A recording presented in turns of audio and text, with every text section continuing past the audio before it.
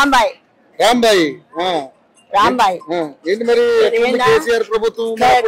కేసీఆర్ ప్రభుత్వం మంచిగా అప్పుడు మంచిగా ఉంది ఇప్పుడు ఏమంతా మాకు మంచిగా అనిపిస్తుంది రేవంత్ ప్రభుత్వం ఎందుకని అన్ని దొంగ మాటలు మాట్లాడిండు దొంగ ఏం దొంగ మాట్లాడా పింఛన్లు 4000 చేస్తానన్నారు పింఛన్లు పోయినాయి గ్యాస్ కు ఫ్రీ అన్నాడు 500 అన్నాడు అవి 1200 గ్యాస్ 500 ఇస్తూనే ఉండే తర్వాత మన 2 కరెంట్ మాత్రం ఫ్రీ ఇస్తా అన్నాడు కానీ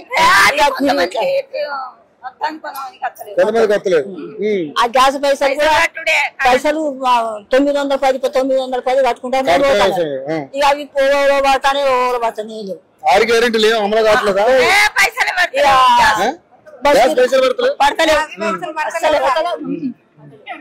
గ్యాస్ పైసలు పడతలేవు కేసీఆర్ 200 చేసిండు ఏం చేసిండు మనం చెప్తానే ఓటను ఉండవద్దే అట్లా మాట్లాడుకుంటా ఎంత కాదన్నా ముఖ్యమంత్రి అమ్మా దొంగ మాటలు ఎందుకు ఇప్పుడు అధికారంలో రావడానికి 100 మాటలు చెప్తారమ్మా మరి కేసీఆర్ కూడా దళితుడిని ముఖ్యమంత్రి చేస్తున్నాడు